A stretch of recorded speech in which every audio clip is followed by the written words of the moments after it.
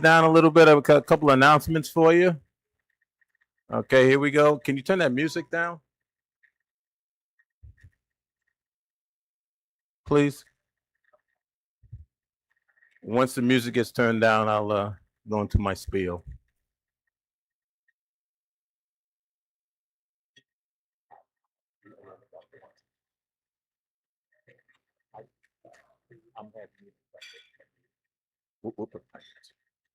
Thank you. Welcome. Before I start, I want to just take a look at all of you. You look good. Please give yourselves a round of applause, please. Outstanding. My name is Dr. Stan Beckford, and I will be the host, i.e. the MC of this evening. First and foremost, I would like to invite Reverend Robertson up for the invocation.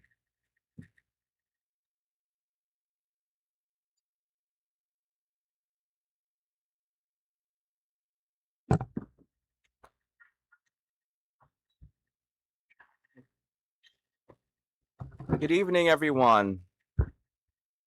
My name is Reverend Vertus LeVar Robinson, and I am the minister of All Souls Unitarian Universalist Congregation of New London.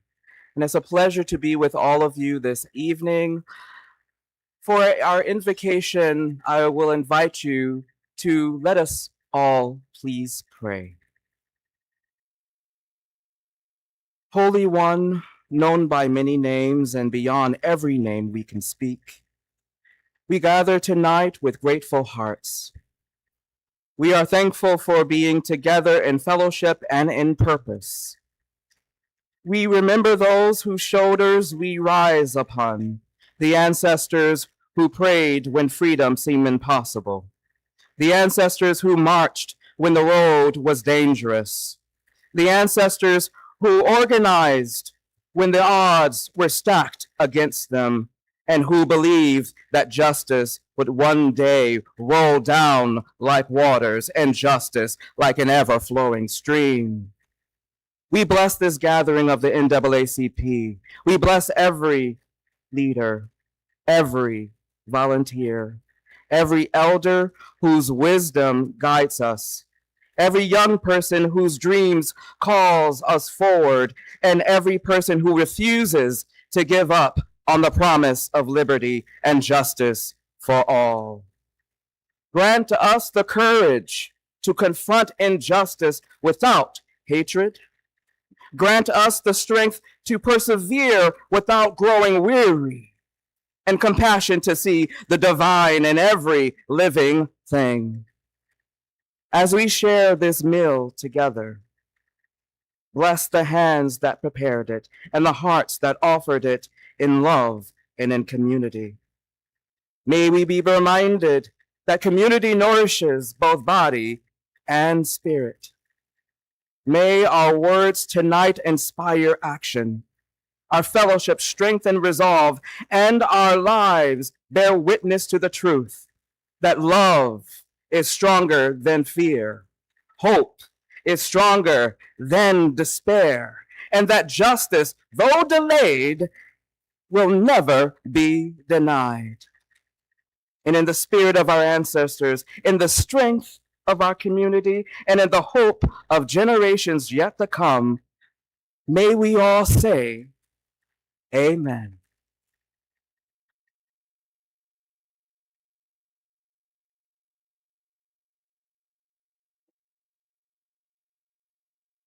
At this time, I would like to do some welcomes. First and foremost, to my brother, Masonic brother, and Dr. Scott Esdale, president of the NAACP State of Connecticut Conference, National Board of Directors. Where are you, sir? Please stand. Please come up if you have some words, sir.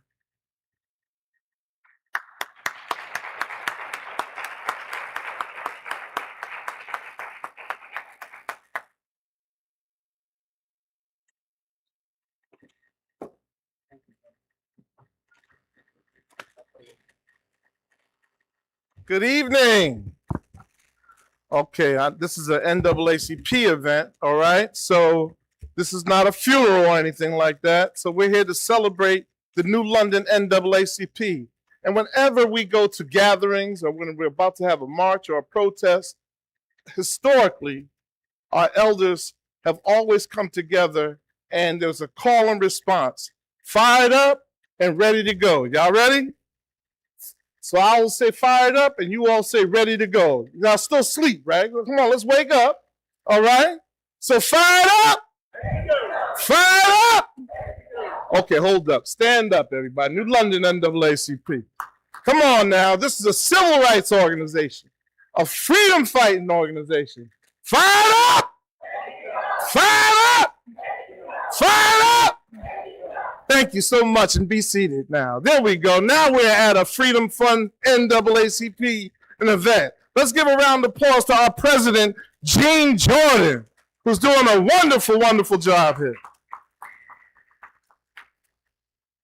I'd like to also acknowledge is Tammy Lanier. Where's Tammy at? Tammy, please stand. Another freedom fighter in here. Let's give her a round of applause. All the wonderful work she's doing. Just real quickly, I'd just like to give greetings on behalf of the National Board of Directors, on behalf of our chairman, Leon Russell, who's from Tampa Bay, Florida, and on behalf of our president and CEO, Derek Johnson, who is from Jackson, Mississippi, on behalf of our 2,200 branches, 500,000 members worldwide. We are the largest and oldest civil rights organization in the world. Be proud of yourselves. Once again, give the NAACP and the new London NAACP a round of applause. You guys are a part of a great organization. And this room is a reflection of how the NAACP was actually founded. It was Black and white individuals that came together to start this organization in 1909. We are 117 years old. We were founded in New York City. We couldn't start an organization like this in the South because you would get killed talking like this and striving to work out the mission of the NAACP in the South. So we started in New York, and we've been working tirelessly over the last 117 years to build this mighty organization. So once again, be proud of being a part of this organization. Continue to create history here in New London. You are a great branch. There's great history within this branch. Keep up the great work. Keep the youth engaged. It's extremely important that we put the jeans on and the t-shirts on and get back into the neighborhoods, knocking on the doors, registering people to vote, and not only registering people to vote, but getting them out to vote. GOTV this year. Get out to vote. All right? Thank you so much for letting me have a few words, and have a wonderful, wonderful dinner.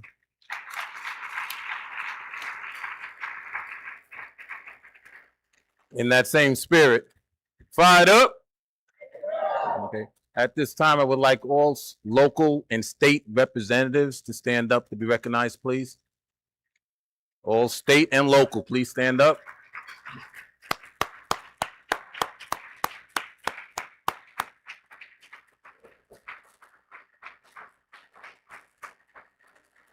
Thank you so much for your selfless service. At this time, I would like to bring up one of the hardest working ladies that I know, and that is the president of the New London NAACP branch, Madam President, Julia.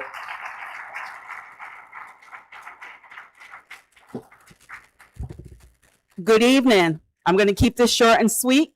Tonight is about legacy, the legacy of the New London NAACP branch that started in 1956. It's the legacy of the national NAACP. It's the legacy of New London County. It's the legacy that everything I do, everything I buy, every place I shop happens because of a legacy. On the table, you have keys. Those keys to the past, keys to the present, and keys to the future that we will have because of all of you.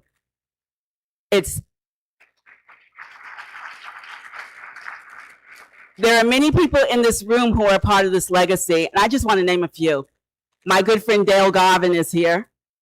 Dale, it's also her birthday, and her father was a big part of our legacy here in New London, and her grandfather. If you don't recognize the name, her grandfather was the minister of Shiloh Baptist Church, who christened and baptized many of us, married our parents, and was a leader in the New London NAACP.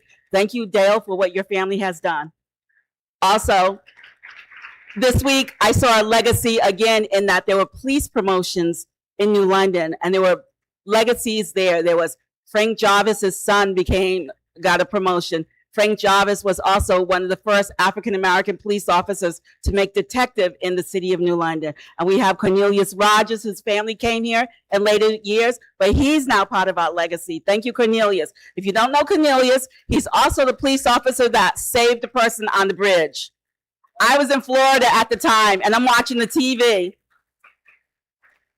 I'm watching the TV in my hotel room, and I'm seeing the Gold Star Memorial Bridge on fire, and I see this person running. And I was like, I know that person. That's Neil.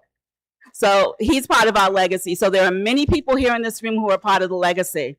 I want to introduce you to a young man who is a big part of our branch. You see him on our Facebook page, and he's going to come up and read the labor and land acknowledgement. So Grayson, can you come up, please?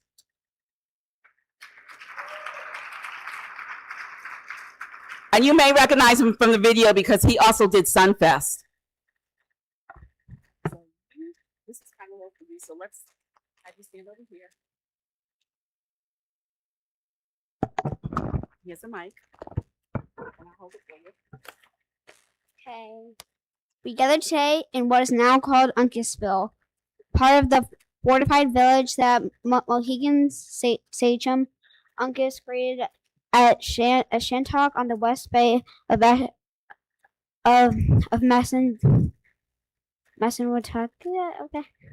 Massapequa, Thames River, homeland to the Wolf people, including the Western Pequot and Mashantucket Pequot tribal nations, with the enduring ties to the Narragansett tribal nation. The sacred ground was taken through condemnation. The names have changed, but the history remains. Before this land was claimed, divided, and developed, it was home to the Mohegan people. Their sacred burial grounds were distributed through the relocation of burials and the I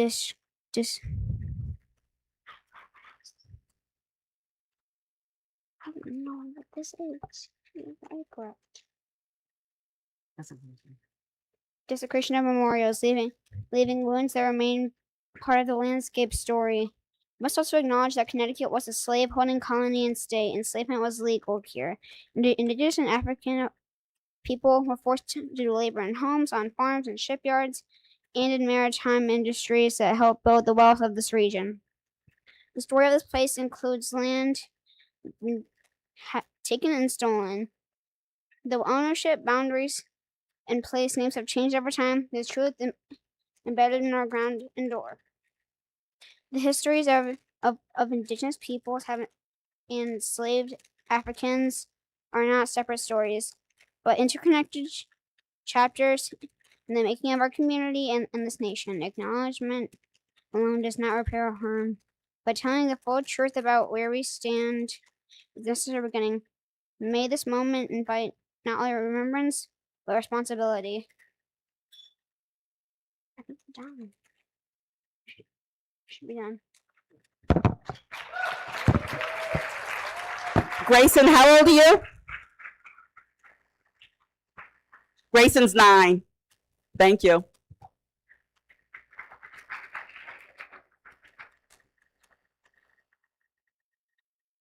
Thank you so much, Jean Jordan, Madam President. Appreciate everything that you do.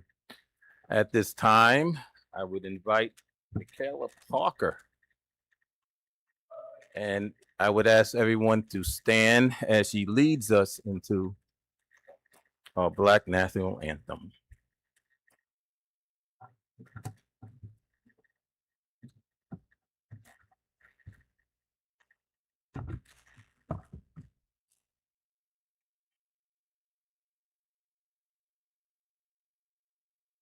Sure. One drop.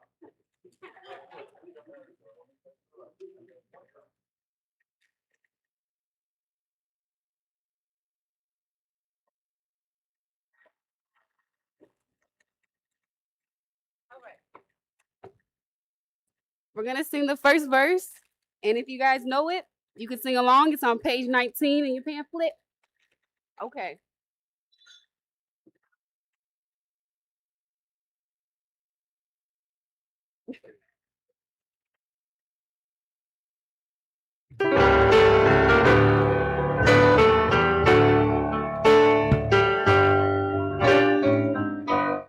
Lift every voice and sing till earth and heaven ring. Ring with the harmonies of liberty. Let our rejoicing rise high as the listening skies. Let it resound loud as the rolling sea. Sing a song full of faith, darkness has stars. Sing a song full of the hope that the present has brought. Facing the rising sun of a new day begun. Let us march on till victory is won. Yes. Thank you guys so much.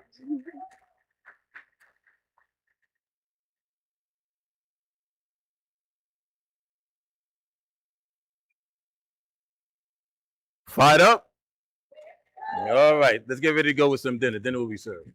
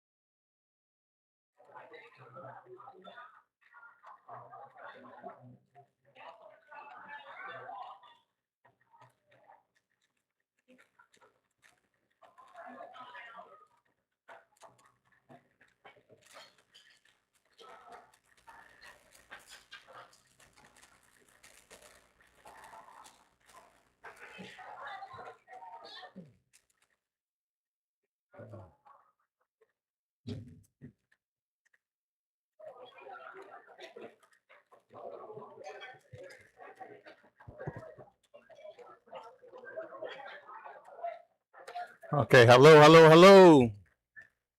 All right, we're gonna get started again. Hello, can I have your attention? Hello, everyone. Hello, everyone. All right. Well, I'm gonna share a story with you real quick, if I can. About 30-second story. I just had about 2 drinks, so I'm fired up. Fired up. All right, here we go. At this time, we will be blessed again to have another selection from Michaela Parker.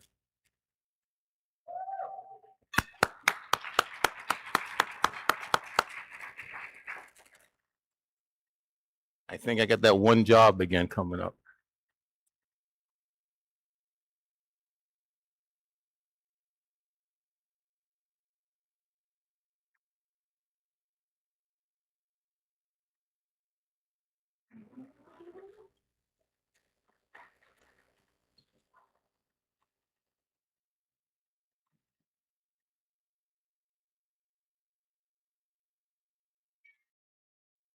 Okay, I think I got fired.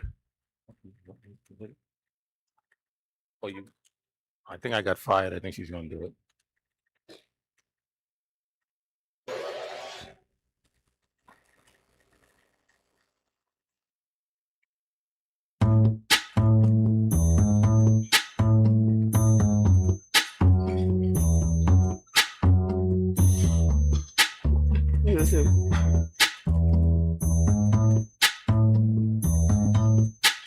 When the night has come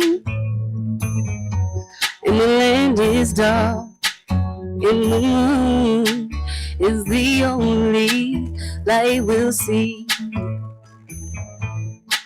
No, I won't be afraid.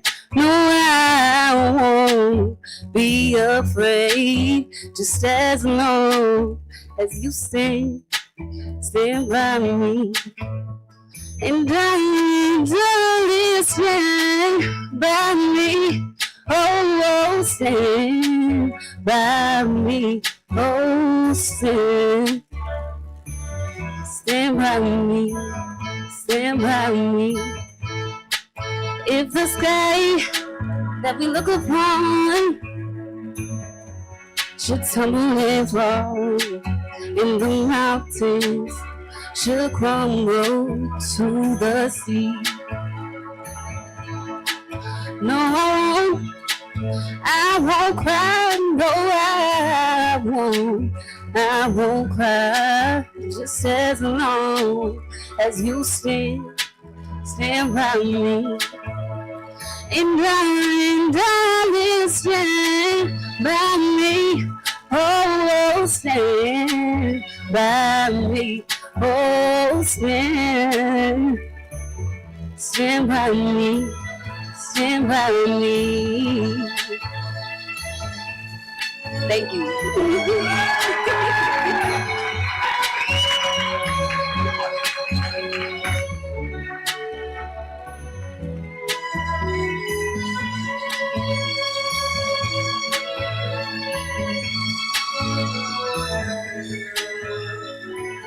Once again, let's give her a hand of applause, please.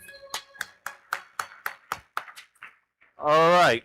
At this time, I will have greetings from Secretary of State Thomas.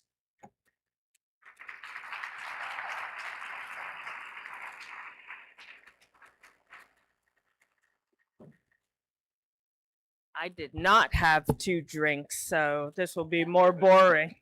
How is everyone? Fired up?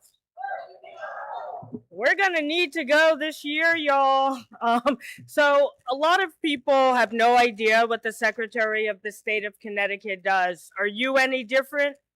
No, no one knows. We do a few things, but the most important thing right now, we oversee elections in the state. So now you know why we got to be fired up this year. So it's a great honor to be here. Thank you to the young man, Grayson, I believe, who gave us the great history. It is an honor to be standing on this sacred land. So I was invited to speak today, and when I saw the theme legacy, I was like a little conflicted. Like we all know what legacy means, and we often think about the good side, but we also know what legacy costs. When I think about people like Ida B. Wells, Mary Townsend Seymour, Thurgood Marshall, these are all leaders who created a powerful legacy for us. But these are the same people who had their offices destroyed, their lives threatened, their humanity devalued. And when I think about all the others who sacrificed their peace of mind, time with families, and sometimes, yes, sacrificed their lives for the cause, they really knew that the cost of passing on a better life and better opportunities for the next generation was something worth fighting for. And nowadays, in my role, I'm often in Hartford. And I go to public meetings and I never see that many people in the audience. Or when I oversee elections, election after election, I see turnout drop. And I often wonder what those people who created this legacy for us would be thinking, because I feel certain they did not do all that work and give up so much so that the next generations could sit around 60 years later, 100 years later, and merely admire them. I think they did what they could and they expected others to pick up the mantle and keep going. And I know every single person in this room got that assignment because I've seen many of you out there mentoring young people. I met some of the young people today.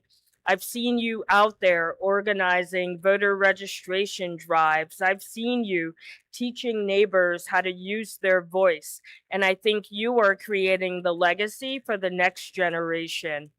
And all of these actions seem small, and people often apologize that they're not doing enough. But all of these things, even though they might not make the history book, they do change lives.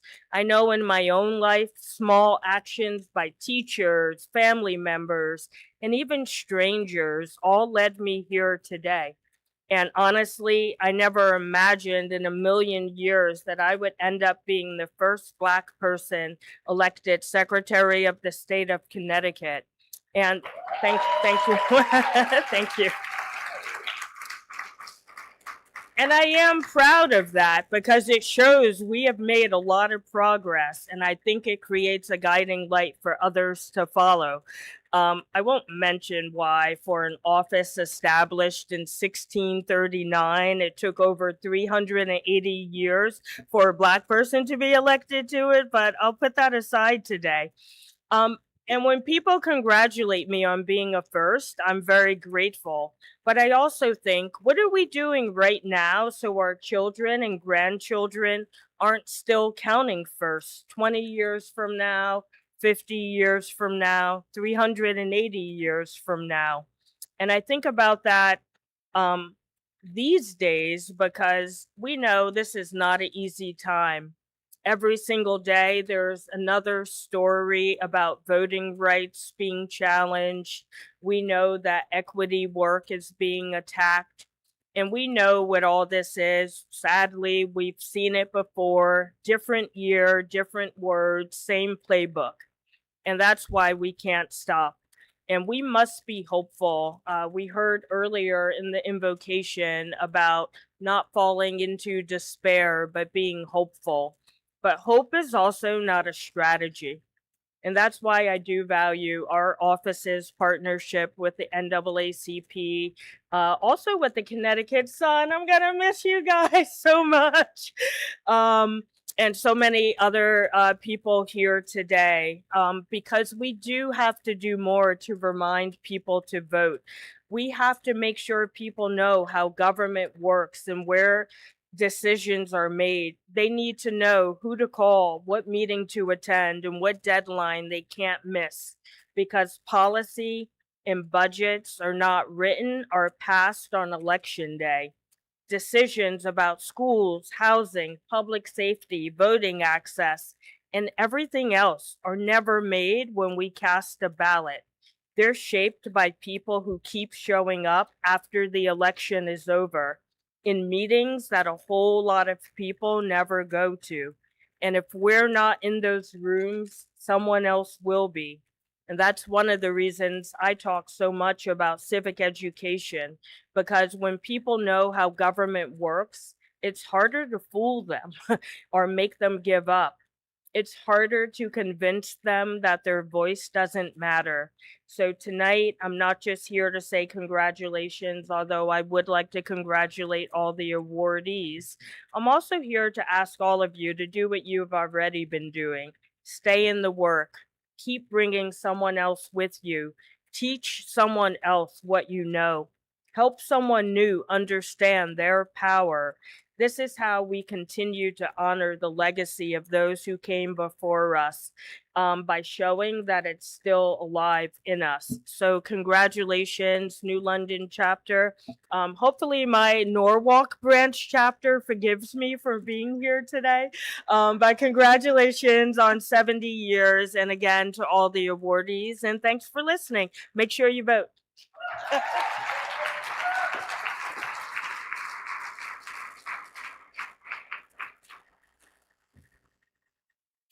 Ladies and gentlemen, it gives me great pleasure to present Dr. Petre to introduce this evening's keynote speaker.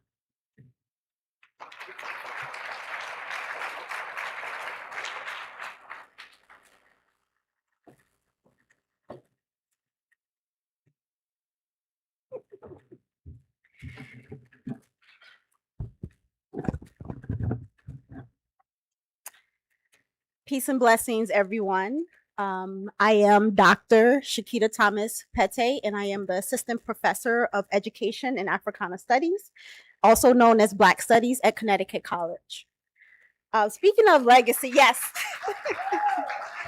And so, yes, I'm not a Connecticut native. I am from the south side of Chicago. That's where I was born and raised, by way of Mississippi, Shaw, Mississippi. So when we talk about legacy, I oftentimes think about how did I get here? And I think about my great-grandmother, Willie Mae, who in Shaw, Mississippi, at the time was not just working on voting rights, but also talking about fair wages at that time, and also integrating her children into the schools then. And at that time, it was not easy. In the evening, she would sit with a shotgun outside to make sure that no one would come and try to attack her family for all of the work and labor that she was doing alongside folks like Fannie Lou Hamer. So let me get to what I'm supposed to be doing tonight, which is introducing the keynote speaker. So tonight we gather to honor our history and fuel our ongoing fight for freedom, justice, and transformation. We have an extraordinary leader with us this evening, and our keynote speaker bridges the worlds of rigorous science and soulful artistry. She holds undergraduate degrees in biomedical and electrical engineering from Duke University and a Ph.D. in biomedical engineering from Johns Hopkins University, and an honorary degree from honorary doctorate degree from Central Michigan University. She's also a celebrated poet featured in the 100 Best African American Poems edited by our ancestor poet Nikki Giovanni. A thought leader in institutionalized equity and inclusion frameworks, social entrepreneurship, and the intersectionality of formal and informal education. Her background as both poet and engineer has made her a highly sought after speaker and partner on boards and community building projects, as well as a presenter for communities across all ages. She served as an associate provost of inclusive workforce development and the director of the STEM Innovation Learning Center at Wayne State University. She previously led the Michigan Science Center as president and CEO and held executive leadership positions with the Cincinnati Museum Center. So she's been all over, y'all, as you all can tell.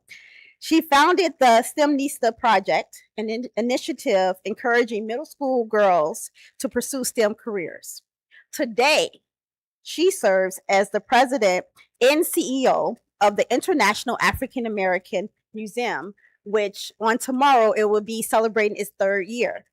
So yeah, I just, we should give a round of applause for that. She leads this vital institution at Godsden Wharf in Charleston, South Carolina, which is a historically sacred site. There, she forces America to confront institutionalized racism and the truth through authentic, empathetic storytelling. She is a visioning partner, a truth teller, and a champion for justice. Everyone, please stand to your feet right now, if you are able, and let's give her a warm welcome to Connecticut. So I present to you all Dr. Tonya M. Matthews. Come on up, come on up.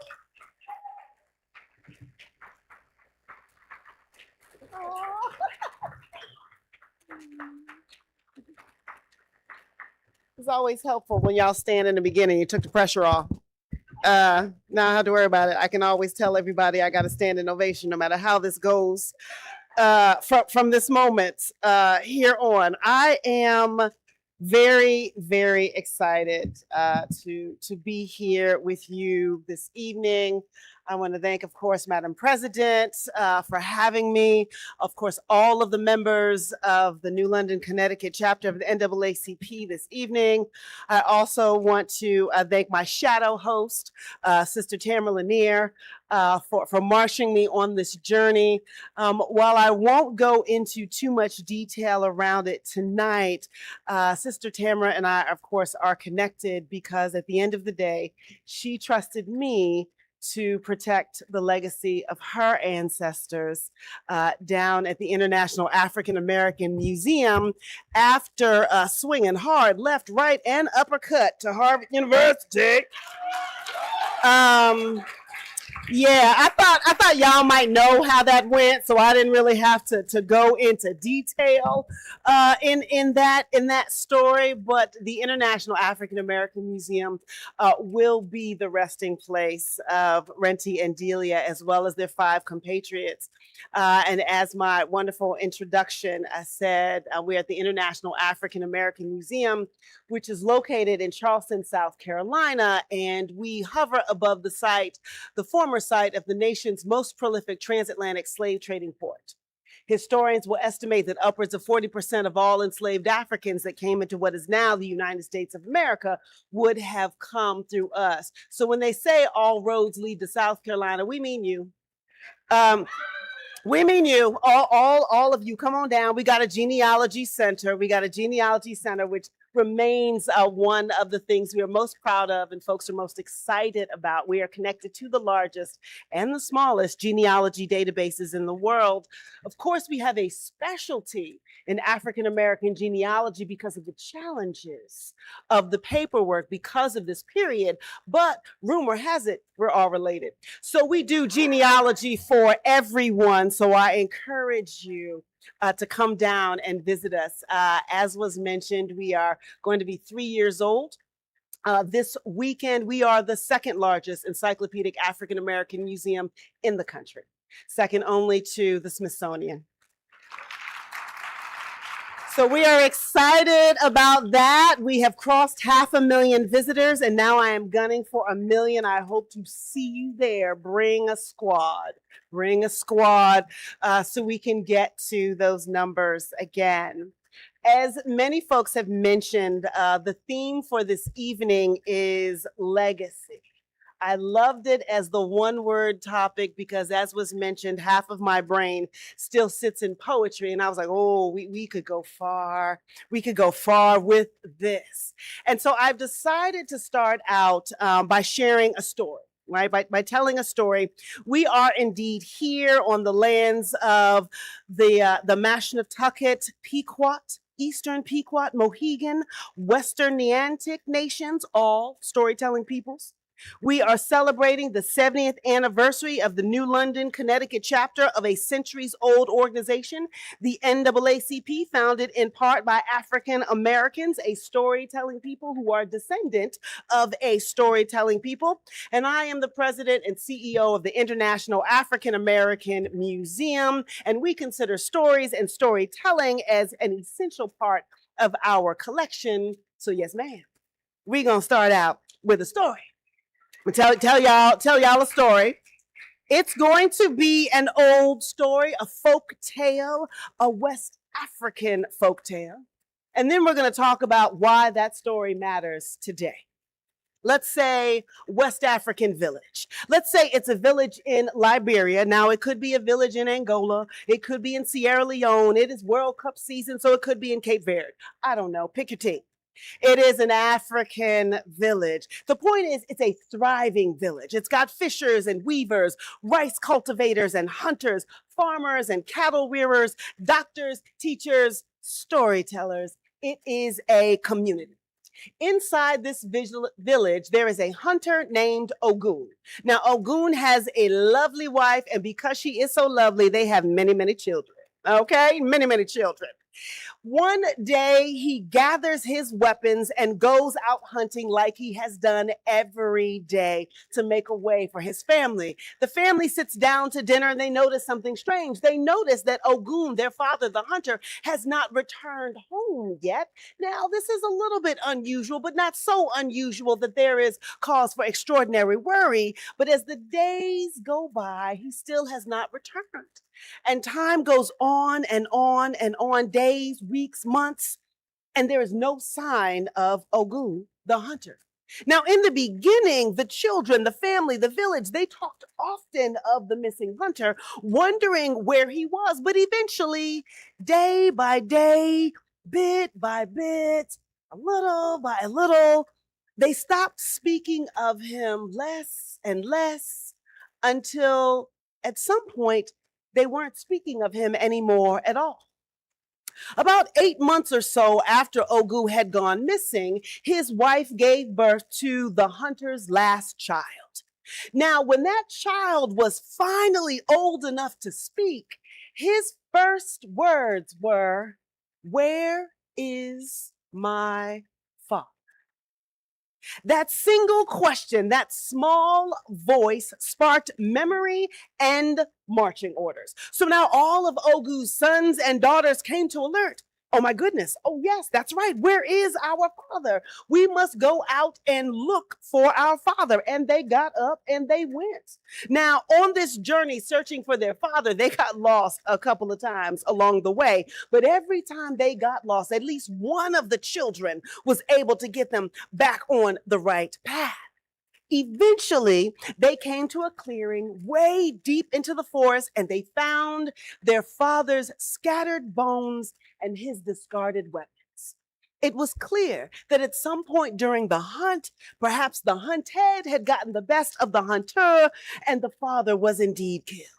The children, of course, began to weep and to mourn. And then the oldest among them stepped forward and he said, "We can mourn as we should, but I just cannot leave him so shamefully scattered around like this. I will reconnect his bones. I know how to do that. I will reconnect his bones." So he reconnected the bones. Then another child stepped forward and said, "Well, now that you've reconnected the bones, I actually know how to reattach and fill the skin." So he reattached and he filled the skin. Then another child stepped up and he said, "Well, now that there are skin and bones, I actually know how to restore blood to the veins." And so she restored blood to the veins. And then a child stepped up, "Well, I know how to re-enter breath into the body." So she put breath to the body. The second to last child stepped up and said, "I know how to do movement. Along with my twin, we can restore movement to this body." And then the body was up and moving. And the last child finally said, "I know how to give voice. I know how to make this body speak again." And with that, Ogu was reborn. This, by the way, is where the saying comes from that the man who is never forgotten will never really die. But that's not, of course, where this story is. So when the children brought Ogu back to the village, there was a great, great celebration. And while preparations for the celebration were being made, the hunter sat down and very quietly, but very skillfully began to craft the most beautiful cowtail switch anyone had ever seen. Now, let me pause here because, see, down in South Carolina, we have mosquitoes the size of eagles. So we still know what a cowtail switch is. Now, so for those who do not, you've seen them in many of the pictures, right? Almost kind of looks like a floppy broom. And you would use them to keep the flies and the mosquitoes away, but they also tended to be a sign of wealth. The wealthier you were, the more extraordinary your cowtail switch was. And when you got to a certain level, you had other people swinging the cowtail switch for you. All right, so this is what the hunter sat down and he was making. It was magnificent. People began to admire it before it was even done. And when it was done, they clamored around with offers upon offers, trying to buy it from him. It was just that amazing. But Ogu responded that he could not sell it because it was a gift. It was a gift for the child of his that had been most responsible, most important for bringing him back to life. Oh, at this point, the kids perked up. Oh, they perked up and they began bickering and arguing. It's me, right? I restored the breath. No. We don't need breath if there's no body. We put the body together. No. I made him move. Wait, I gave him bones, and on and on and on. Finally, Ogu smiled and he held the switch up and his hand up for silence. And he said, all of your work, children, was essential and important to bringing me back to life, to gathering my weapons, to bringing me home. But this cowtail switch is for my youngest child. This switch is for the child who asked, "Where is my father?" The switch is for the child who never forgot and had the courage to ask the question. This story matters to us this evening because legacy is an action word. It is not what you inherited. It is not just what you build. It is not just what you leave behind. It is not past, present. It is not future. It is all of those things and all of those times. And what that means is that we are always in the middle of a story. And if you ever lose sight of this, well, then legacy becomes a noun instead of a verb. It stops moving. It grows stale. It lays dormant. Some of y'all are missing the point. Now, see, at the International African American Museum, for example, we are very, very proud that we hold the power of place, right? We hover above the former site of the nation's most prolific transatlantic slave trading port, and we do not shy away from telling the story, from explaining the legacy of slavery and enslavement that built this nation and changed the world. But in doing so, we are clear, very clear, nuanced in bold, and making sure that our visitors understand that as critical as it is to understand the history of slavery and enslavement, you must remember that that is neither the beginning nor the end of the African American journey. It's in the middle.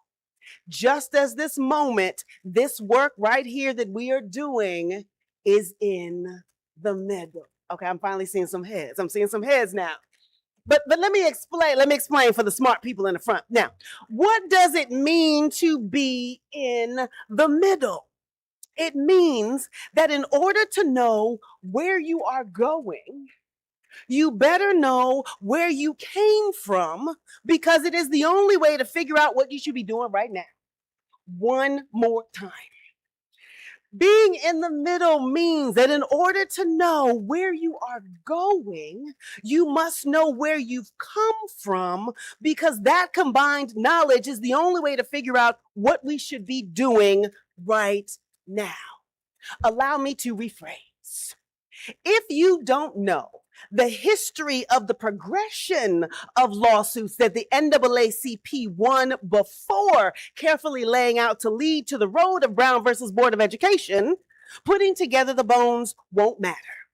If you don't understand that the story of the Civil Rights Act dates back to Reconstruction, adding flesh to bones is irrelevant. If you can't see the shadows of Jim Crow and voter registration shenanigans, multiple real ID requirements, and the U.S. Post Office being required to put your name on a list when you mail in your ballot, adding blood to dry veins will not help us.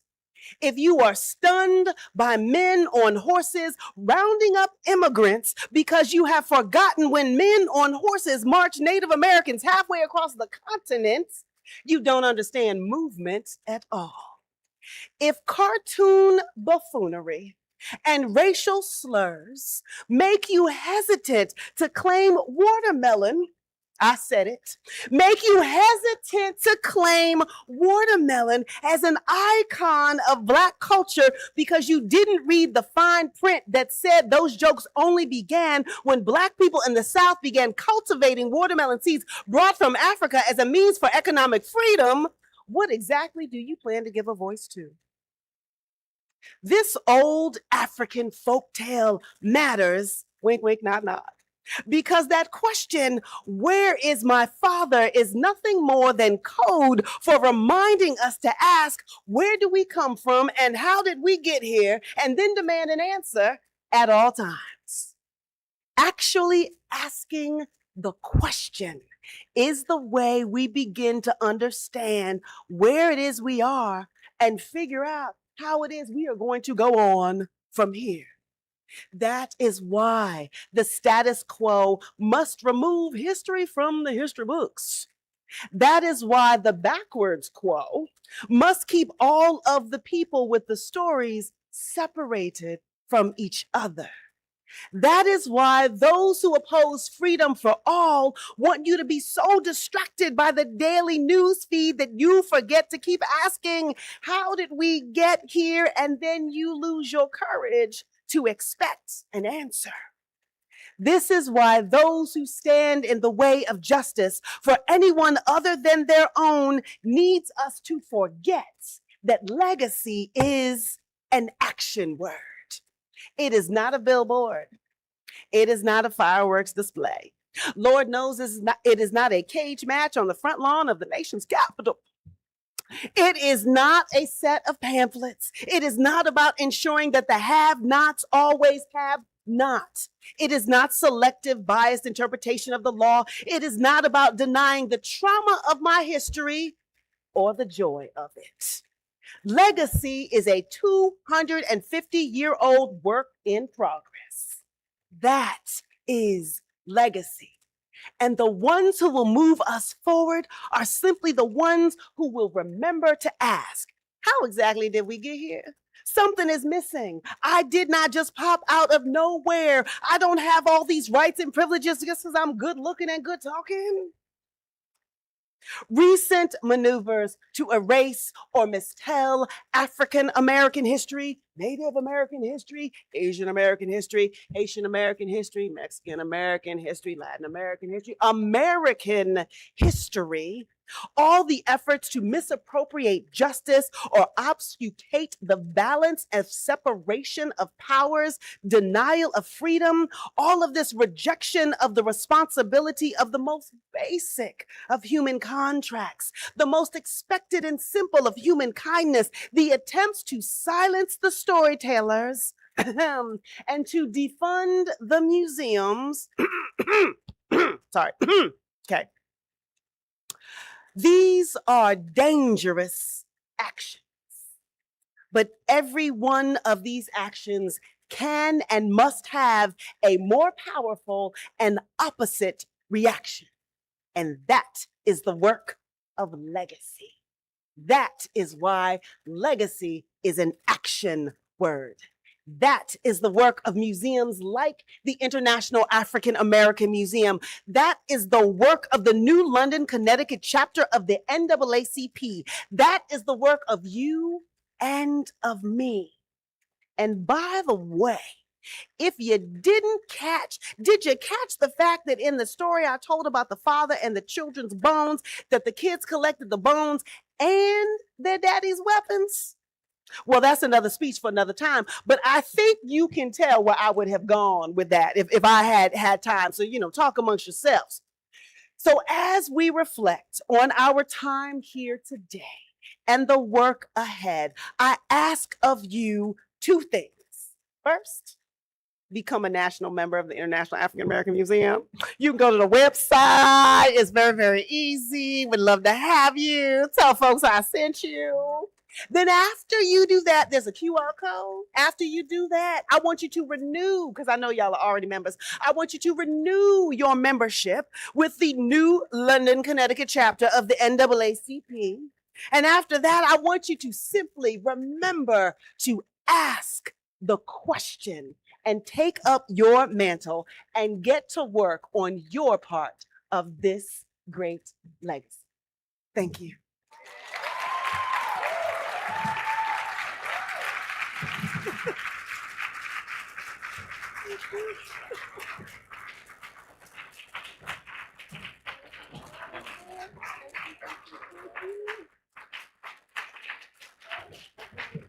Outstanding, outstanding.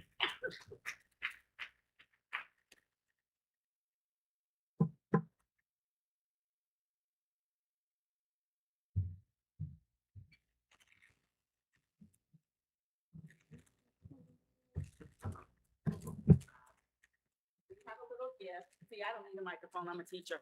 So I know you can all hear me. So come aside, Emmanuel, Samantha, and Grayson. And we have a little gift for you to remember your time here. And like that man in the White House, I also went to my relatives to help me out.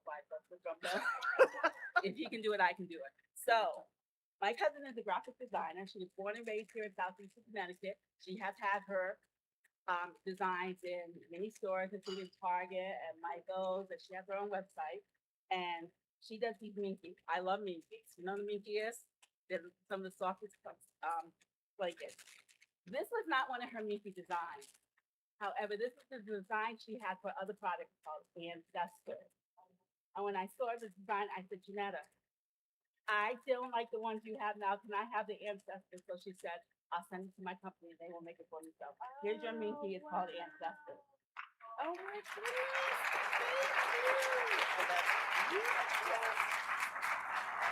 And then we have a little gift bag for you. And one of the items in this bag is a book called Black Roots of Southeastern Connecticut, okay? Because you came here, we know your roots down there. Now you're going to learn something more about ours. And it's about and Kenny Beals can tell you, because when this book was republished, Kenny and I were there to talk about it. So it tells you the whole history of everyone, Native, Black, in between, because there's some people we weren't sure about, of Southeastern Connecticut. So enjoy and thank you so much. Thank you. Thank you, guys.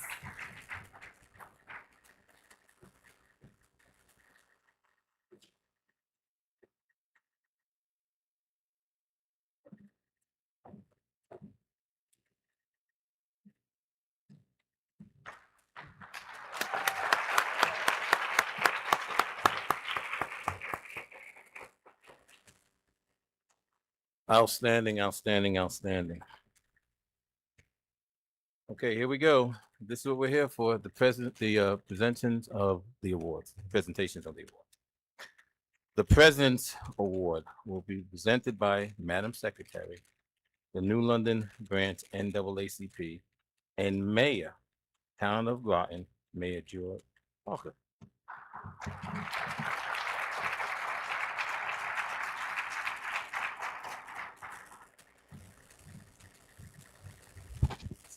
Good evening, everyone. I'm also going to ask State Representative Dan Gajewski, Senator Marks, and Representative Nolan to come up with us, please, as we present.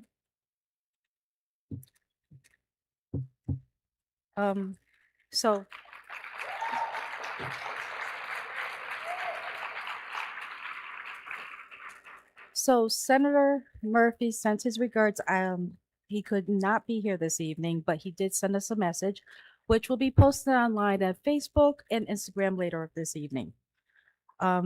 Senator Blumenthal sends his regrets. He was supposed to be here this evening and could not attend. Let me take my glasses off before I present this. We did receive citations from Blumenthal's office and as well as from the state. And we're just going to hand that to each person and you guys can read it later on. So Mayor Michael Passero is a lifelong New London resident serving his third term as the mayor after previously serving on the city council. A former firefighter and attorney, he holds degrees from Connecticut College and the University of Connecticut School of Law. He has led numerous regional and state organizations, including serving as president of the Connecticut Conference of Municipalities currently, and has been recognized for his leadership in economic development and community service. He and his wife have 2 children and 4 grandchildren, all living in New London. It's my honor to know him. He has been a guiding force for me.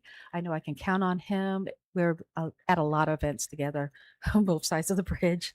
And congratulations, Mayor Michael Passero.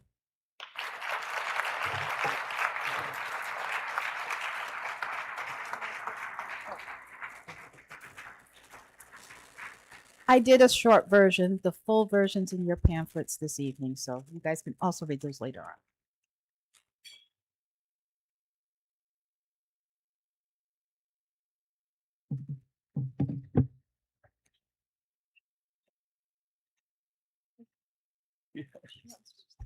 Thank you, Juliet.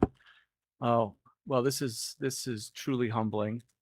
First of all, thank you very much to the New London NAACP. My gratitude goes out to you because as Jean's nodding, she knows that you've been a support from the very beginning. It's been over a decade now, and we have come a long, long way in New London. Shout out to Neil over there, because I think he's a symbol, now a captain in the New London Police Department. I couldn't be more proud for him and proud to serve with him. But I think it's an indication of, and that's just some of the hurdles we've overcome along the way. Thank you to Scott Esdale for joining us today, and Madam Secretary, thank you for being here. You honor the New London NAACP and you honor New London. And congratulations to the other recipients of this award. I'm humbled and appreciative, and thank you for being a partner. Thank you.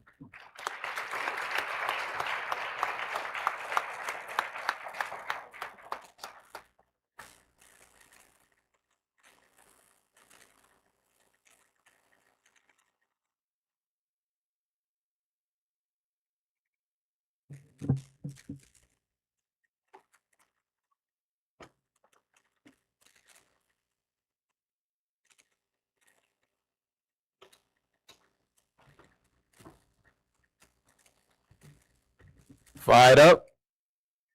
All right, next up is the Education Award. Will be presented by Madam Vice President of the New London Branch NAACP. Now, I know this individual, a very good relationship. Okay, yesterday was her birthday. All right, so let's show her some love.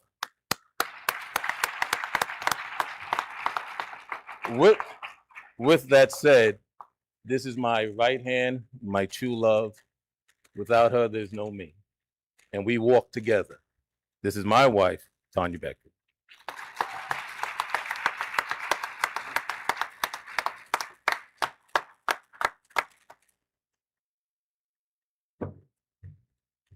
Good evening, everyone.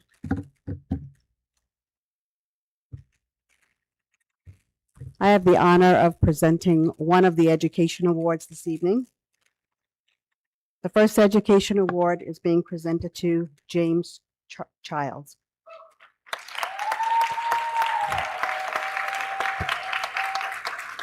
James Childs serves as the Behavior Support Coordinator at Benny Dover Jackson Multi-Magnet Middle School and brings more than 30 years of experience in youth behavioral health, mentoring, and leadership.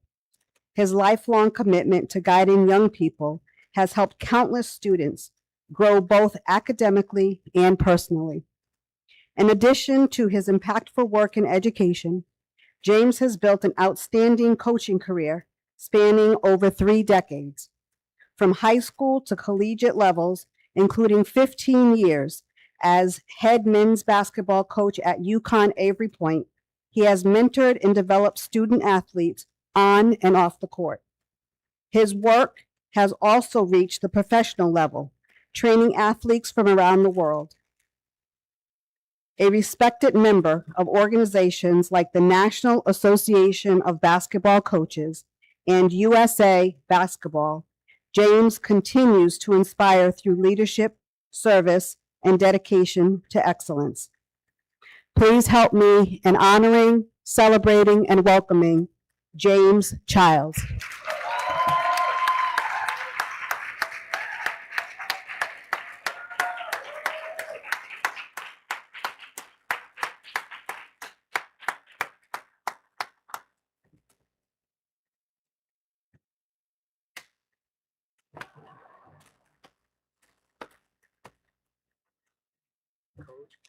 Thank you.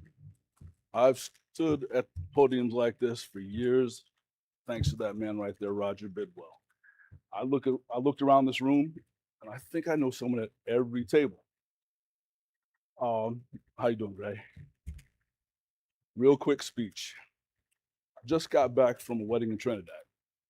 While I was there, Miss Jordan, 2 minutes. While we were there, a young Kenyan lady asked me, why do you coach? Why do you help people? Why? And in 34 plus years of coaching, I'd never been asked why. So for 2 days, that was bouncing around my head. Why? Why do I serve? Why do I do it? And then one morning at breakfast, a young lady, a Trinidad lady, said, I've heard you talk about this for 2 days. Just let it go. It'll come to you. And I let it go. And then about 4 hours later, it came to me. Let's look around this room.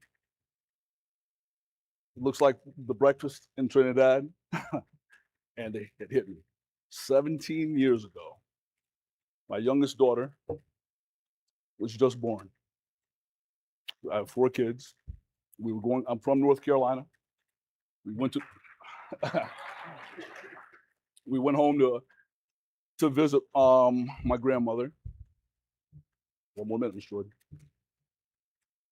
And we went to the International Civil Rights Museum that had just opened in Greensboro. And my cousin called and said, you have to get back there because Julian Bond is coming. So we got back, and my son Elliot got up. He was supposed to sit, and he was 3 years old, and he went over and did like this. And Mr. Bond picked him up. And I'm like, oh. Now, mind you, very much like the dignitaries here, he had the mayor of Greensboro, all the council people, the governor of North Carolina. And I'm like, Mr. Bond, I'm so sorry.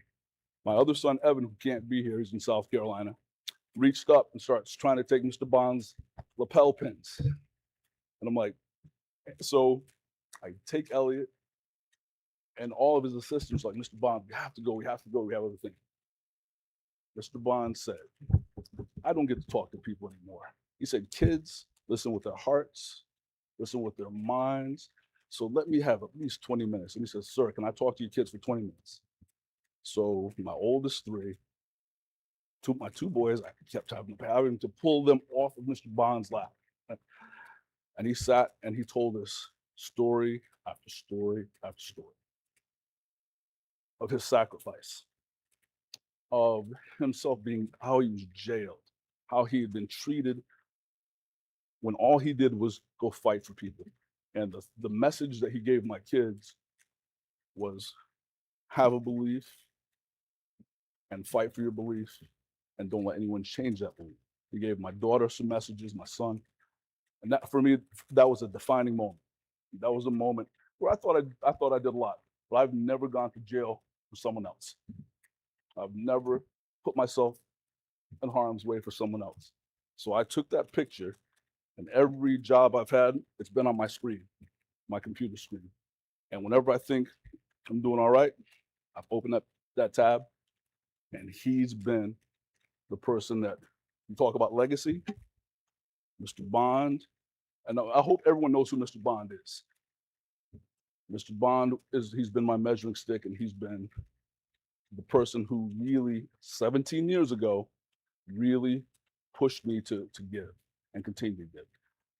And I want to thank a lot of you people in this room. Mr. Nolan, I can go to each table. Mayor Rusk, Mayor Parker, she was our neighbor forever. And I can go from table to table. My cousins, my family, players I've trained, people I work with. Mr. Rogers, the Rogers table. They're from Tennessee and over the mountains, but we still love them. All you people I've touched, and I've learned more from you than you've learned from me. So, Ms. Jordan, I know it was 4 minutes, and I do apologize.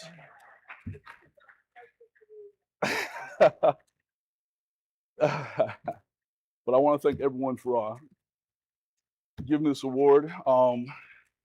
34 years, Coach Bidwell. And I say this because this man asked me to keep his program going at every point. And I was trying to go somewhere else. And he took a chance on me, said, I can give you 2 years, and 15 plus years later. So thank you.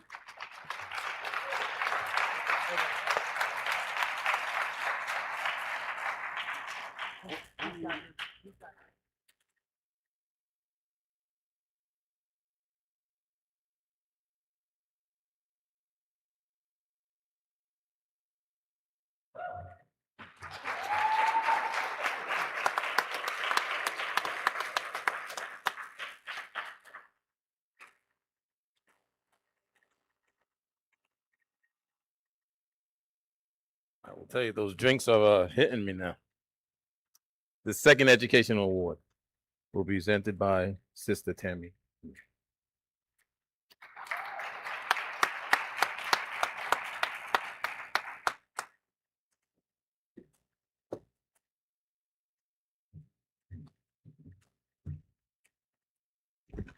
Good evening. My name is Tamara Lanier, and I have the honor and distinction of presenting the educational award for Paul Winston. I'm going to read to you from his bio in part, and like I think someone has mentioned before, the full bios are in your program booklet. Born and raised in New London, Paul Winston is a devoted husband, father, educator, coach, mentor, and community leader whose life work centers on empowerment of youth and strengthening the community he proudly calls home. He is a loving husband of Nicole and a proud father of their son, Elijah, and daughter, Malia, who inspire his commitment to service and leadership every day. A graduate from New London High School, Paul continued his educational journey at Southern Connecticut State University, earning a bachelor's degree in social work. Professionally, Paul serves as a school social worker at Benny Dover Jackson Multi-Magnet School, where he works tirelessly to support students in academic achievement. Beyond the classroom, Paul's impact extends to athletics, where he serves as a coach and assistant athletic director. Paul's commitment to youth development is matched by his dedication to community service. When he is not serving students or the community, Paul treasures spending time with his family. Throughout his leadership, service, and unwavering commitment to others, Paul continues to make a meaningful and lasting impact on the lives of young people in New London community. So without further ado, I want to present to you Paul Winston.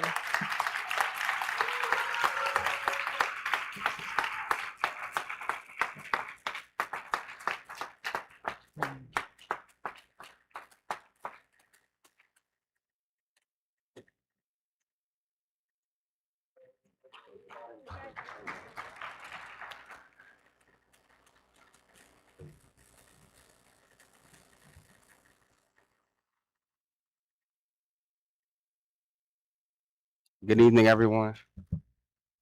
So I wasn't going to talk at all until Mr. Charles called me the other day. So I had to say something, he said. So I'm truly honored and humbled to receive this NCAAP Education Award. First, I want to thank God for blessing me with the opportunity to serve. And I also want to thank all of you for the incredible honor and everything that you do to uplift our communities. To my wife, Nicole, for all her patience and support.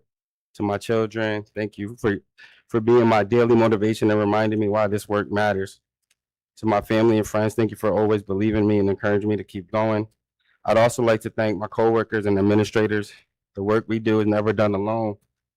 Every success is built on teamwork, collaboration, and people who genuinely care about our students. To my students, they inspire me every day. They remind me that every child deserves someone who believes in them, advocates for them, and sees their potential before they see it in themselves. One initiative that means a great deal to me was the Youth Leadership Conference that Mr. Childs and I organized at the Guard Arts Center. We were able to bring together students from 8 different middle schools. We partnered with Chief Brian Wright of the New London Police Department and Mr. Lou Allen, along with several incredible guest speakers. Some of them are in attendance today. They shared their personal journeys to leadership. They spoke honestly about overcoming obstacles, making difficult choices, learning from failure, and finding a purpose through service. Our goal wasn't to motivate students just for one day. It was to help them see themselves as future leaders in their schools, their families, and their communities. We often tell young people that they are the future, but they also have the power to lead today. When we invest in leadership, we're building confidence, character, responsibility. We're teaching students about leadership isn't about having a title. It's about serving others, making good decisions, and standing up for what's right, creating opportunities for those around them. If we want stronger schools, safer neighborhoods, and healthier communities, we have to intentionally develop young leaders. The conference was proof of what can happen when schools, community organizations, law enforcement, and local leaders come together with one common goal: empowering youth. So this word isn't just about me. It belongs to every educator, mentor, coach, counselor, parent, and community member who shows up every day for our young people. Real change happens when we work together. So I accept this award with gratitude, but also with responsibility that there's still so much work to do. So I promise to continue advocating for students, create opportunities, and helping young people realize that their circumstances do not define their future. So thank you again for this incredible honor. I'm grateful, I'm humbled, and I'm committed to continuing this work.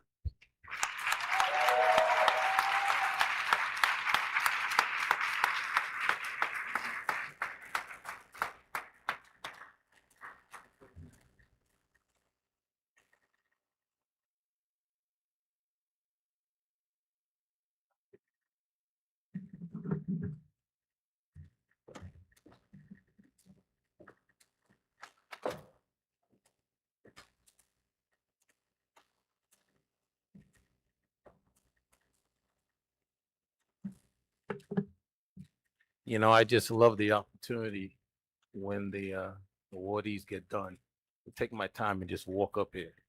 It makes me feel like a VIP, so I'm good. All right, let's have a little bit of fun. We're gonna do the raffles now. All right, so if you have your tickets, take your tickets out.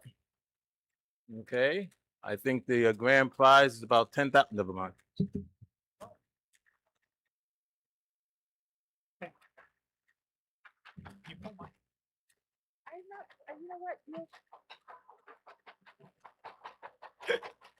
All right. Slight change. So this is, oh, can't read with my glasses on. This door prize is 1 luxury suite redeemable for any 2026 Tuesday through Thursday regular season home game. So thank you to the Sea Unicorns. And where, oh, Chief is out in the lobby. Right. So thank you to Sea. Yeah, that's a good thing. So actually, we're gonna have. I kept saying Defenders. I don't know where I got that from, but it's the Unicorns. It's the old team name. Oh, all right. Yeah. So I wasn't crazy. So everybody has their tickets out. Okay. I heard you, Grayson. I heard you. I don't know if I'm gonna pull your ticket number though. You said it nicely. I know. All right, you ready?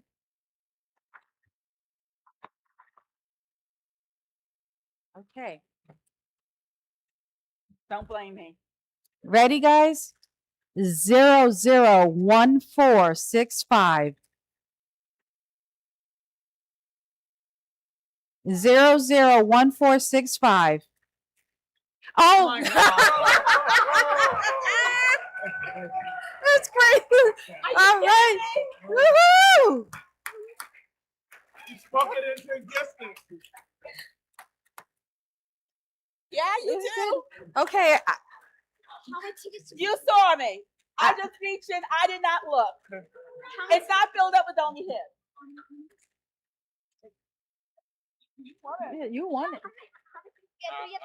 No, this is for the whole family. Wait, first I want to know, who are you taking to the game? You and Mom.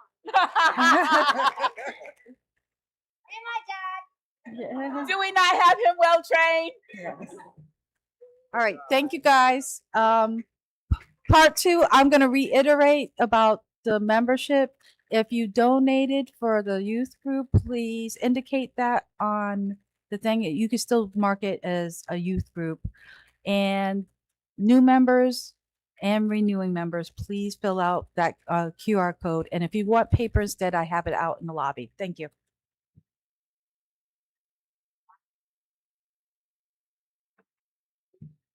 Okay. The Culture and Justice Award will be presented by Madam President of the New London Branch NAACP in Jordan.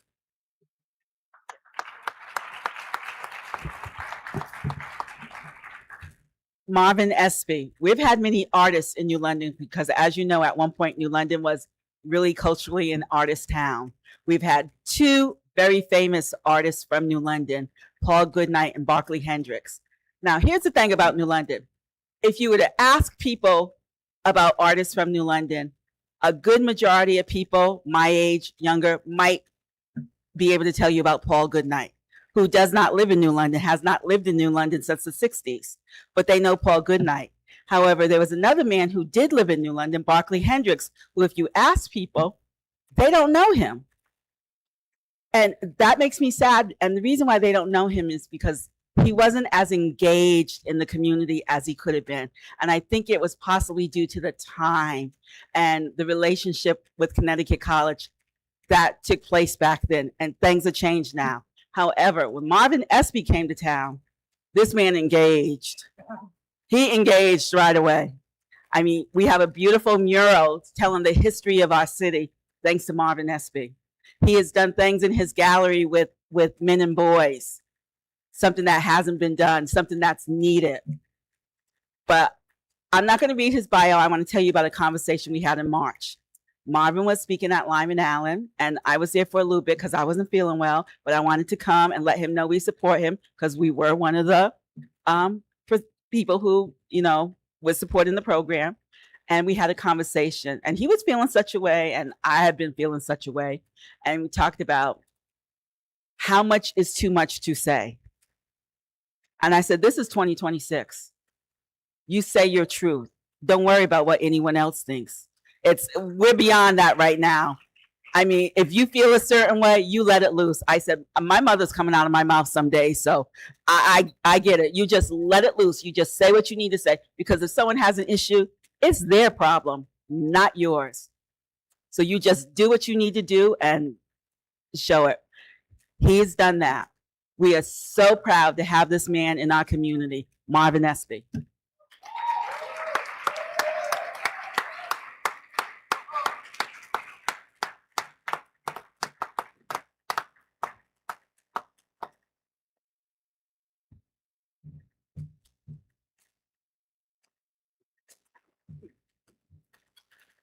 My stepfather used to say, some people have something to say, and some people just have to say something.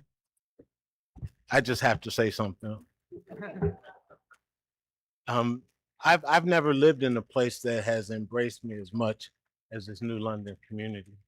And so what's been shared about me feels a little off balance, because my experience with New London is that New London has embraced me maybe more than my own hometown. I love Cincinnati. But thank you. And being the artist that I am, I got one quick thing to say. And I brought my reading glasses today so I can say it. We are a beautiful people.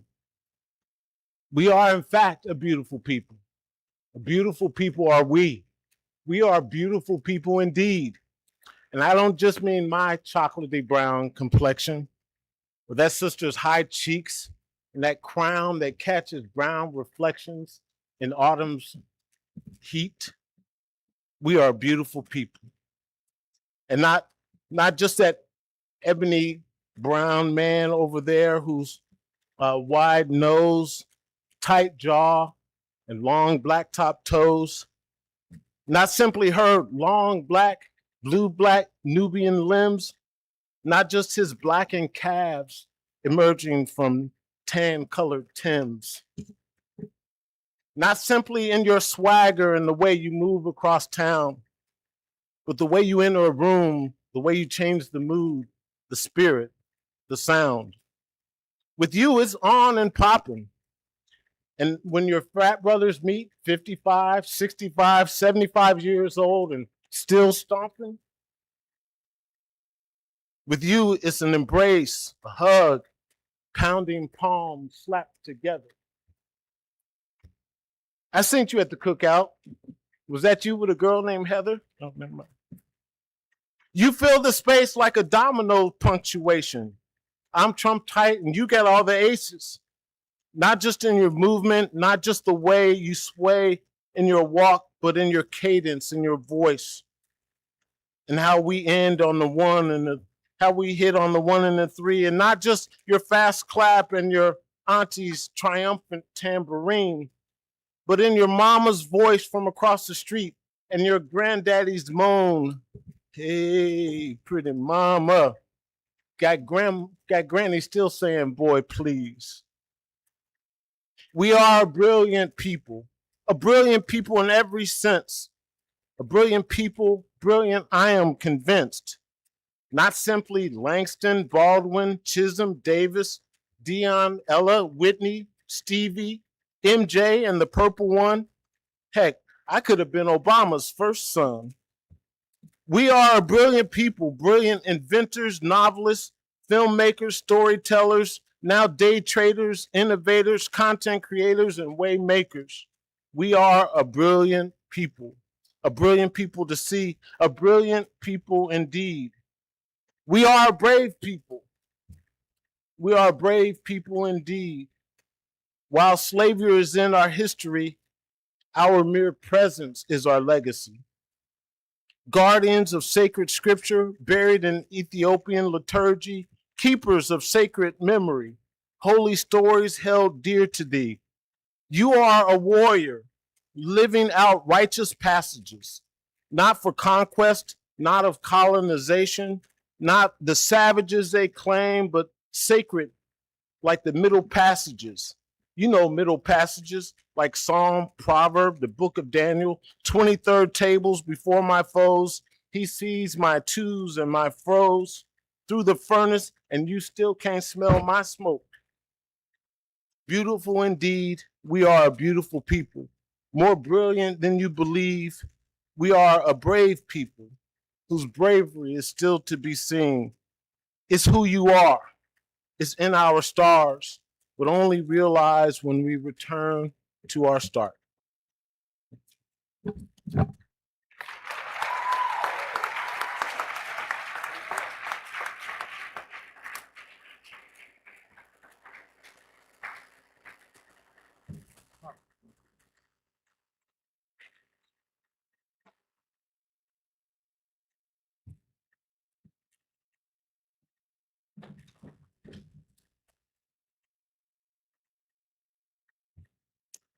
Okay, we'll have the Sara Chaney Community Service Award presented by classes. Chaney.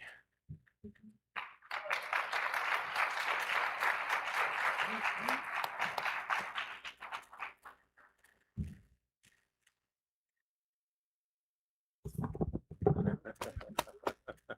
right. All right. Good evening, everyone. Congratulations to everybody that received the awards tonight. I had some of that fire from Coach Childs before. So thank you. Mayor Passero.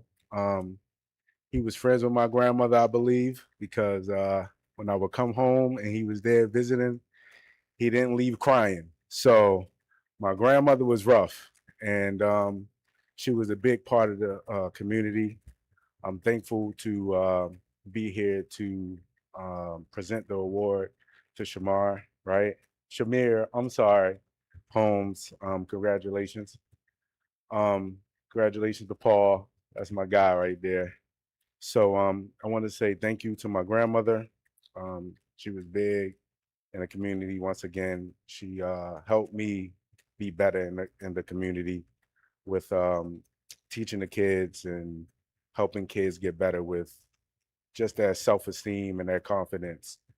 I've helped them with basketball, I've helped them with boxing, and my grandmother was important, to the community, myself, my brother, and she's helped change lives and shape lives, and I'm just thankful to be here. So again, congratulations, I'm gonna say, to Ms. Holmes, and welcome. All right.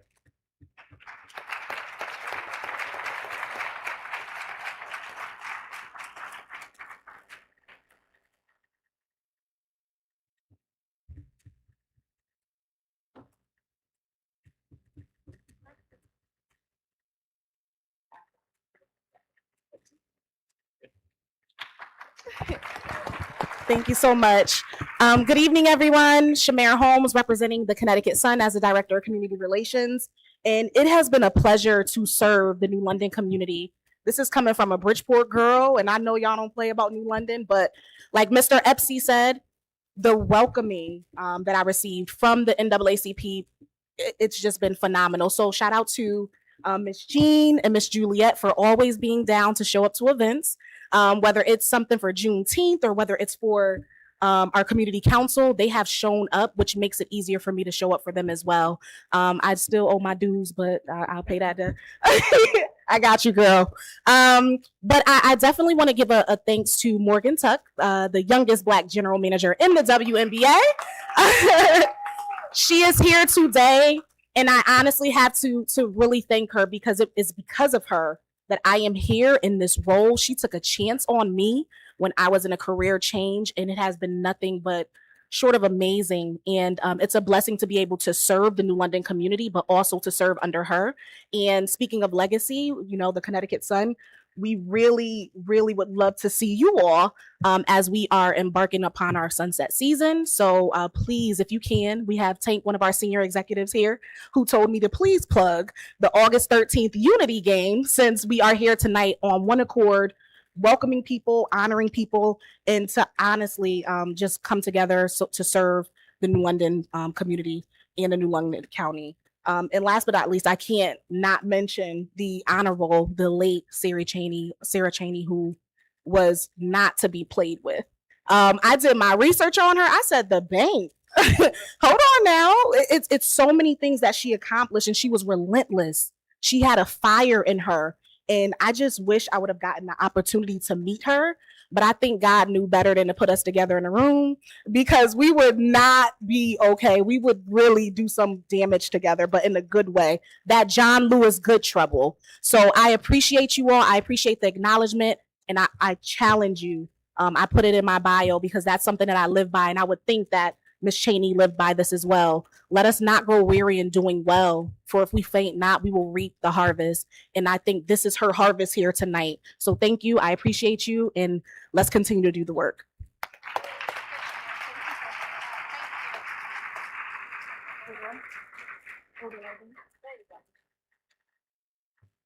Cassius is up here acting all shy. I mean, come on. The man boxes in front of how many people, and he's going to get up here and be shy? But he said something, and I have to acknowledge it, because he made a comment about people coming to the house and not leaving crying. Because if you knew Sara Chaney, and the mayor knows what I'm talking about, and Martha knows, Martha knows what I'm talking about, and Ephraim, knows what I'm talking about. Her son referred to me as her consigliere because Sara would call me and say, G. Marie. Now, you all know that's my government name, my family name. And she'll say, G. Marie, I need to speak to, and she'll name someone. Can you get them on the phone and tell them to come to my house? Well, Ephraim and I work in the same building together. And one day she said, I need to speak to Ephraim Dominguez. Can you have him call me? So I see him in the hallway. Ephraim, Sara wants you to call and come by the house. First thing he said was, what did I do wrong? And I said, I don't know, but I'm glad I'm not you. Because I knew she was going to get it. One of the reasons why I told you about why we have the keys on the table, but you also have bookmarks. Because Black History Month comes around and we buy a lot of materials for the school systems, for Waterford, Groton, and New London. We buy booklets for every child in the school system. And we also tend to get bookmarks. And we would have our prayer breakfast in February, and we would have bookmarks out. And Sara missed a couple of events, and she would call me, G. Marie, where's my bookmark? I'm like, it's just a little paper bookmark. No, I paid. I want my bookmark. All right, so we have bookmarks at every event now in honor of Sara. Because as she said, she paid, she wants her bookmark. And they're always Black History Month bookmarks. So that's why you have a bookmark in honor of Sara Chaney. And one more thing, and thank you, Mr. Childs, for reminding me of this because I was remiss in not doing this tonight. June is a month with significant events in the civil rights movement. And we would be remiss if we did not acknowledge and remember Mother Emanuel Church.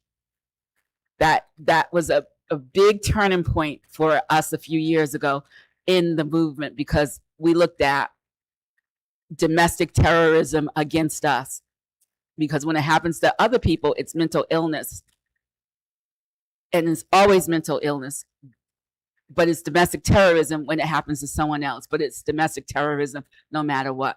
And the second one is the one that was a changing point for the LGBTQ community, and that's the Stonewall Inn, which also happened in the month of June. And we need to remember those because, as we know, when it happens to one, it happens to all. And who is next? So we need to take time out to remember those two events. Thank you.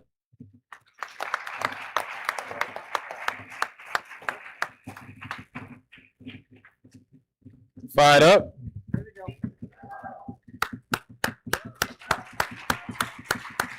And these applause are for the MC. You guys are too kind. Too kind. I appreciate it. At this point in time, we'll have the benediction. Reverend Lawrence.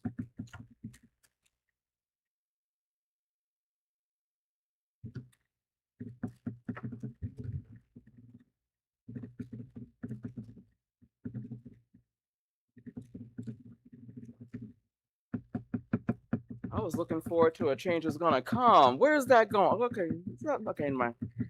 All right, so I won't hold you long because I know everybody got church in the morning, right? That was okay. I know I do. Okay. So if you can do something that we do at All Souls New London, and that is something called, we call it a benediction, we call it a sending forth. And what I would like you to do is to rise in body or spirit. And I want you to raise your hands out to send forth energy into the world as I say these words. As we prepare to leave this place, may we remember that the work of justice does not end when this gathering concludes. It begins anew each time we step into our homes, our neighborhoods, our workplaces, and in our communities. Go forth with the courage of Harriet Tubman, the voice of Frederick Douglass, the conviction of Ida B. Wells, the promise of W.E.B. Du Bois, and the hope of John Lewis. May their witness remind us that ordinary people, grounded in extraordinary faith and determination, can bend the arc of history toward justice. May we continue to build beloved community where justice is practiced, mercy is shared, and every person's sacred worth is honored. Until we are together again, may the God who has carried us this far continue to guide us, strengthen us, and carry us forward. Let our actions, our acknowledgement, and knowledge of our history be our legacies. Go in peace, go in power, go in hope, go in love. Can I get an amen, somebody? And Ashe.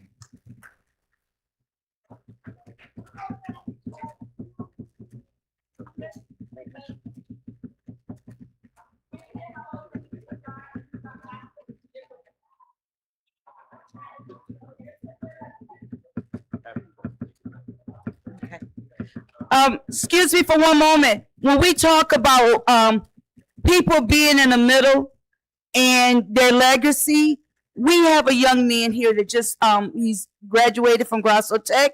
He is one of our NAACP youth members, our youth members. And what is so wonderful about this? Just go take 2 minutes.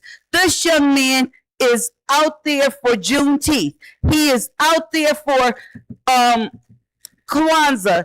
He is been at the meetings when we have the state trainees over the years. He's been with us. I was trying to count the years. I want to think it's been about 5 years that he's been at NAACP, a part of NAACP Youth Council. Can I have Emmanuel come forward, please? Emmanuel, can you please come forward? Thank you. See, it's important to know where you're from and where you're going. This young man also worked with youth. He has been working with me for going on 2 years now. So can you imagine working with young people, looking up to you as you a young man? So this is going to be he is our future. And I tell people, don't forget to plant seeds in our young people. Encourage them. He is going, where you going? Say that over there for them. UConn. Okay, and then what did you graduate Grosso with? I graduated. Get up closer. Say it nice and loud. I graduated in the electrical field. So with that being said, if we got anybody that have a business in electrical field, you know, this young man's also looking for employment for this summer before he go off to college. Please reach out to him. And I tell people, plant your seeds. Thank you so much for donating to our youth. And you guys have a good night. And thank you for coming out.